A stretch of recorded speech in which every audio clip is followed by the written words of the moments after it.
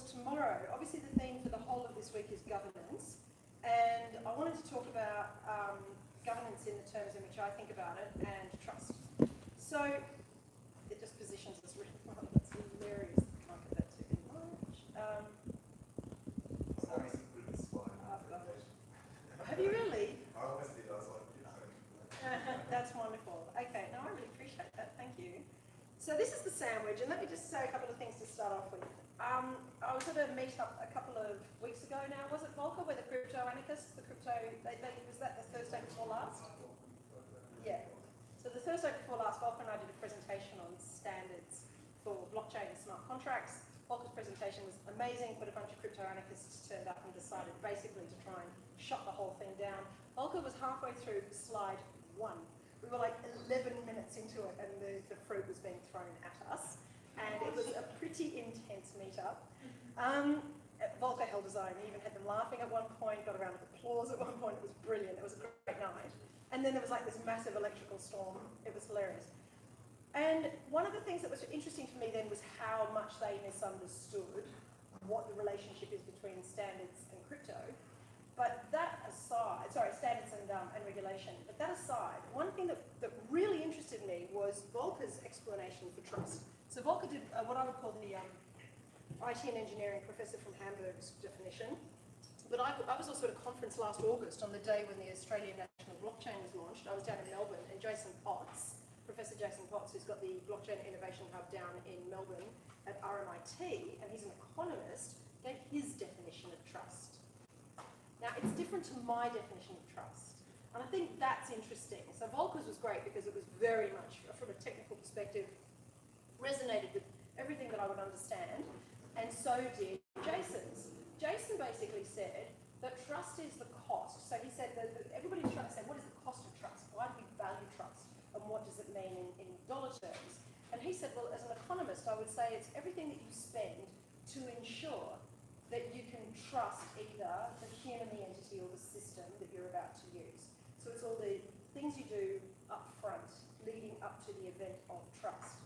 For me, as a lawyer, particularly as a litigator, I think of trust as the cost of ensuring against the risk that the trust will be breached. So if I want to trust a system and I want to share the risk that it might fail with someone, I would take out an insurance policy. What most people do is they get an advice from their lawyer so they can just sue the lawyer for being wrong. But then the lawyer then makes sure they're sharing the risk with their insurer. And I would say, for me, trust is about the value of trust is where you say, how much is it going to cost to actually ensure against the risk that your trust could fail, that the system, the entity, or the person could fail. So that's all very interesting. But I think what's become even more interesting is the way that people are talking about what trust actually is. And so the book I referred to earlier as the brilliant book you should all buy in June when it comes out, has a whole chapter on this. In fact, it's divided into 2 parts, and the whole of the first part is just trust in social relationships. So you enter into a contract with somebody. Why is it that I was happy to leave my book there and say to people who turn up, just take a photograph of my banking details, take the book with you, and then just transfer the money into my account whenever? Why am I prepared to do that? That is the social relationship of trust, that I've met the person face to face, I know their name. That's a natural relationship of trust. Now the problem is on the internet, we don't have that moment. We don't have a handshake, we can't go for a beer or a coffee. It's broken. And there's a lot of scholarship around this written by a scholar at the University of Wisconsin. His name's Stuart McCauley. He's still alive. He's like 96 years old. But in the 1960s, he did some groundbreaking work on the social relationship of trust. So if you look at Rachel Botsman's videos, her TED Talks, and she's a legend. She's brilliant with her spin on trust. And she really nails some of the really interesting features of it. But for me, it's not there yet. I don't think what she has done gets it there. I think what I have done does get it there. So I did a whole lot of research into this, and a lot of people just start with transparency. They just go, well, if you're just transparent, that's enough to establish trust. You operate. We don't trust you because you've been transparent. I've been transparent, exactly. So we don't still not trust you. Hang on, have I not been transparent, or I have? Oh, you have. I have been transparent. But it's not enough. It's not enough. Exactly. No, that's important. That's great. Thank you, Beth. Because I could be really, really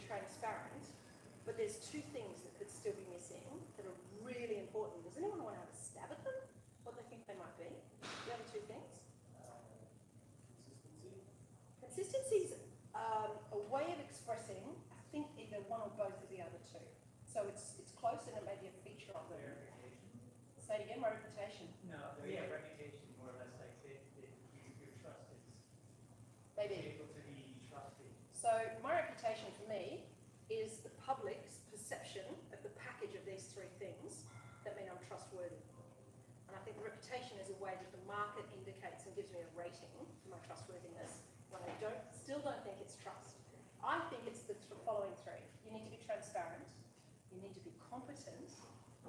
So you need to be competent. You need to have the ability to do the things you say, the thing that you say you're going to do. And then the third one is you need to be benevolent.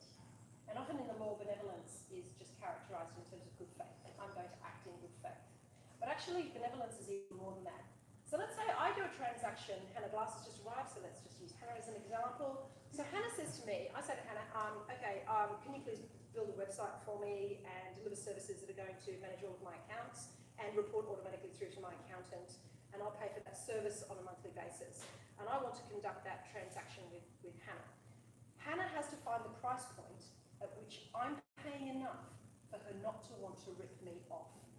That's the benevolence. She's got to find how much am I going to charge Pip so that that's enough. And if I do this, I'm going to do everything I promised, and no more. This is a real edict in banking. You do everything you have to do and no more. But Hannah's a banking lawyer, so she's going to be all over this. But if Hannah has put the price right, she should then do everything I asked for and no more benevolently. If I send her details about all of my clients, and I sent her details about how much they're paying me, and I've got some great business, it would be not benevolent and not acting in good faith if she then went and started doing business on the side and touting the same business to those clients with a little bit of an undercut in price, for example. Or use that information for her own benefit, even if it's not necessarily in conflict with my interests. She would need to disclose it to me. So benevolence comes in many, many shapes and forms, but it's a relationship thing. And now we come to the third one, which I was talking about, which is competence. Now, competence is really interesting because you might say, and a lot of people, I've read a lot of scholarship that says all you need is transparency and benevolence. And some people say you just need competence and benevolence, but then they don't talk about the transparency thing. I think it's interesting to see only two, not all three.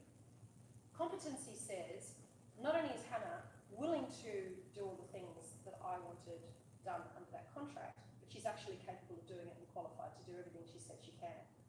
There's some very interesting law around that. There's some law and it really conflicts across England and Australia.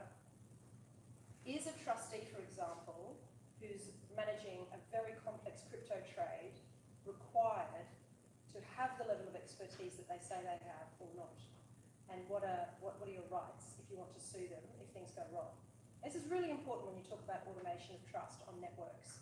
And this is what brings us to the transparency sandwich. So I'll do this quickly, it's going to take 5 minutes, but I wanted to lead in because the transparency for me is transparency about benevolence, and it's going to be transparency about competence, and it's got to be accurate. And we have two pieces of bread. We have the top piece and the bottom piece. The top piece, for me, is the upper layer, and it represents the board, the individual or the entity or organisation that has decided to deploy an online service. So this is really important for online networks because you can't meet the person and shake their hand the way I did the people who decided to buy my book today. The top layer is your board, and the obligation of the board is to let the market know who is going to be accountable if things go wrong, and you need to be explicit about your values, which is why right at the beginning of today when I introduced Rob Neely from Landers, I said it's been really interesting for me to be on the board. Because over the last year we've had a few moments where as a board we've had to make a decision against the interests of the firm because of the value proposition of the firm. And it's really interesting being with a group of people and just thinking, wow, God, wouldn't it be good if we could make more money by doing X, but we can't. Wouldn't it be good if we didn't have to disclose Y, because it's going to be negative, but we must. Even though really we could have buried it. There were two examples over the last year where the board said, yeah, but that conflicts with our value proposition. We've got to operate above the line, so we will do the thing that's the right thing. So you take a bit of a hit on how much money you could make. And the argument in favour of running a board that way is you would say, we've already hit the correct price point in relation to the services we provide to be able to do it honestly. If we charge enough, we don't have to lie to anyone because we're already going to make enough money operating honestly. So that's the board's decision. The board has to find price points, how many people you employ, how you're going to work, and in which operating domain you're going to operate. Like, are you going to operate on a black market, or are you going to keep it above the line with where you operate? Now, the bottom part of the sandwich, and this has to be utterly transparent. Transparency there. And you need the bottom layer, the bottom piece of bread also has to be transparent. So this is see-through bread, hopefully not too grainy or seedy. The bottom piece is the actual tech, the operating system, the platform on which you're going to operate. And it may have different layers of architecture, but if it's, for example, it's got a blockchain layer, what you want for that is for it to be defensible and discoverable. So in the same way that we say that the board needs to have its value proposition and it needs to be explicit about it and needs to say who's going to be accountable if something goes wrong, the tech needs to be, you might want to keep it secret because it might be commercial in confidence, it might have commercial or some sort of IP around it, that's fine, but if it has to be discovered, it must be discoverable and then defensible. So as a litigator, I would say, well, that's if I want to get it before a judge. I want to let them know what the smart contracts code meant and what it was programmed to do so that we can defend what it did. And for example, in standards world, I would say another layer might be that you would also argue it complied with the minimum standard that we had decided to adhere to, but it looks like industry standards fell short of perhaps what we needed, and that's quite a good defence to a prosecution particularly, but even in a private claim. So what about the stuff in the middle? This is the last piece. All I want to say about the stuff in the middle is the meat in the sandwich, as far as I'm concerned, should not be transparent. It should be utterly protected. It's going to be your customers' details, your employees' details, private information, stuff that's commercially sensitive, commercial in confidence. You might have had dealings with your lawyers in relation to some litigation. You've got legal client privilege. You're entitled to put stuff between those two transparent layers that remains utterly private, not necessarily secret, and you should only have to disclose it as required by law. You should be able to make undertakings to third parties that you keep their data confidential except as required by law, not to be disclosed to third parties except as required by law. Because if you're not, then surely you're going to be in breach of the data privacy provisions, data protection provisions, your client's personal privacy, and then you've also got, what about all the people you deal with, any joint venturers who you're dealing with where you've got commercial in confidence information about where to dig for gold. So the reason why I wanted to do this was just because we're going to do the governance piece tomorrow with the discuss track for the symposium. I wanted to put this out there as a really nice metaphor that we could perhaps call upon tomorrow during discussion if we need to, when we want to talk about the three layers in which an organisation operates or in which a business is established. That you've got your values and your organisation, you've got whatever platform you want to run it on, and in the middle and in between, all the stuff that does not have to be transparent, but should be governed in a way that reflects the regulatory regime and then the sensitivity of the information that you hold. So when anybody says, I think that trust is all about transparency, your next question should be transparency in relation to what? And is transparency enough, or do you need something more? Because in my view, the answer is yes, you need to be competent and you need to be benevolent. Jonathan, have you got a question?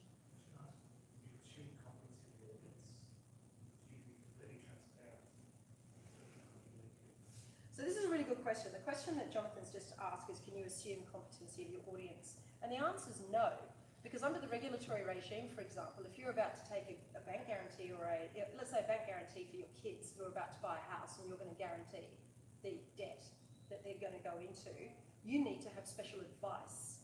And that's in equity, my law students will know, it's known as the special equity for wives. But people try not to use that term anymore. I always say it's a special equity for banks, actually, because I can tell you, as a homeowner, the one thing I would do if I was in court and somebody asked me whether I'd understood that when I signed the guarantee, guaranteeing the payments of my mortgage, and if I guaranteed my husband's business and I found out he'd spent it all on gambling debts, the first thing I would do is burst into tears and say I didn't understand the document. I might not get away with it, unfortunately, at this point in my life, but 95% of any woman who's got any nous in her head will just jump to lie immediately. The tears will start, and if she's got any guts, she'll get it right, and she'll convince everyone in court that she had no idea what she was signing. Because what she's now doing is weighing up, do I lose the house, or does my husband's debts get paid by the mortgage, by the house, the value of the house? So that's why you need to know the competency, and sometimes you need a special third party to go and make sure they understood what they're doing. The other thing you can't do is get approvals from people who aren't necessarily qualified to give the approval. And I know that's the world in which ASIC operates, where you've got de facto directors, officers of companies who are signing off on things, but they're not necessarily qualified to sign off at that level because they don't understand the complexity of what they're entering into. I think it's really important to note that at the moment there is dissent in the various courts. There's not consistency as to whether, when you make a claim that you've got certain special expertise and you don't, whether you should be held to account as if you did have that special expertise. And I think holding yourself out to have any kind of special expertise should be done with care. And in relation to, well, no, I'll leave it at that. I'll leave it with that point about the expertise, because I think it takes us far enough in relation to that. The only thing I would say is I will say it. If you're going to actually embark on delivering something into a domain that's risky, I think you're much better off before the courts and before the regulator if you make it really clear when you're advertising it that it's risky. Now, if you have a look at the Winklevosses website, it always says, why not be revolutionary and bold? That's their way of saying this is risky. And there's another product by a similar group who's trying to also run a crypto exchange like the Winklevi, and what they're doing is basically saying, are you ready for that next big risk? You know, and they're making it clear to you, and that's because in the States there's a regulatory requirement that you must let it be known that the product is risky. In the same way that on the side of a cigarette packet it will say, smoking kills. And basically what they're saying is investing in Bitcoin kills, and we've now done our bit. We've satisfied the regulator. So I think whether or not that's going to suffice as we start to see litigation come through the courts and prosecutions by the regulators, I'm very interested to see. But what I wanted to just end with today was I hope this brings some precision to the language that we can all hang around what transparency is and what trust is and what it is we think. We should be always asking ourselves the question, well, transparency in relation to what? Or risk of what? And what does it look like? Beth? Just the benevolence, is that really fairness and is it jurisdictional? So benevolence, I think, will be tested on a case-by-case basis as to whether the person acted only in your interests according to the contract that we entered into, or the arrangement, or the relationship, the relationship of trust. Whatever that arrangement is, if the agreement is that you're going to pay some money to me, so consideration moves from the promisee, that's the promisee, I'm the promisor. If I promise something, I have to do it benevolently. I can't then act in my self-interest. And in most jurisdictions, I think that's going to sit within the common law, and there may, obviously, Section 180 of the Australian Corporations Act says that the director must act in the best interest of the company, and you've got all these provisions in the next 5 provisions that govern your behaviour. But you'll find it in the common law. You don't really need the legislation. I don't know what Hannah thinks about that, but I don't think we really need the regulations to make that clear. It's just that it sets up a statutory relationship that's really important and robust. But I think in most jurisdictions, you're going to get stung if you're not acting in a way that at least meets whatever the minimum good faith is for that commercial arrangement. But I think benevolence is better. I think if you can say competence, benevolence, and transparency, I think you deliver a model that third parties and your customers and clients can then trust. And then you'll get the 5-star rating on the system. Yes, another question. Yeah, don't you think all 3 of those qualifications, don't you think that holds true to your reputation? Wouldn't you say that those 2 things sort of make up the reputation? Yeah, so you could say, so the question is, don't you think those 3 things hold up to the person, make up the person's reputation? Well, not if you've got a bad reputation. If you've got a bad reputation, you're probably lacking one of these. If you've got an excellent reputation, you may have all 3. Of course, so therefore, you trust me. But isn't it much more fun to unpack it? And to do like a little classification or a taxonomy on it that I can then post to LinkedIn with a really cool picture? Oh, sorry, yeah, the sandwich. Yeah. And yeah, on LinkedIn, I've actually got it annotated with little arrows and things. But I can't help myself. I'm a classifier. I love taxonomies. I love to break things down and to ask what are the elements that make up a good reputation. And that's the inquiry Stuart Macaulay started in 1966. And then I wrote a paper in 2017, which was published in the Technology Innovation Management Review, which basically began, I'm now taking Stuart Macaulay's work and putting it on a smart contract on a blockchain network, and I want to test it. I want to stress test those notions that predate the internet and see how they travel. And then I sent it to Stuart Macaulay, And he sent me an email back saying, oh, I like it, but you should actually do something about aircraft maintenance contracts and run a smart contract across aircraft maintenance contracts. Under the current climate, not a bad idea. Yeah. But anyway, good question, but I think it deserves to be unpacked and for us to examine it. Sharon? Yeah, I just wanted to add to your point about reputation. Reputation is actually a time series, and to your point of actually going back to aviation maintenance contracts way back when, just it stands just time. And for example, if I was doing credit decisioning, today versus, the models I would use in the 1980s, women would not have been eligible in the 1980s, whereas today we are. But we get, as human beings, our demographic changes as well, and that drives the models, and the models themselves update in what you think of as, reputation. So that's just something to consider in the taxonomy. Yeah, no, thank you. That's a nice addition to it. So in the interest of time, I think we're probably done. I don't get a mud for Yeah. speaking, but No, thank you, Pip. that's all right. It's a pleasure. Thank you very much. Well,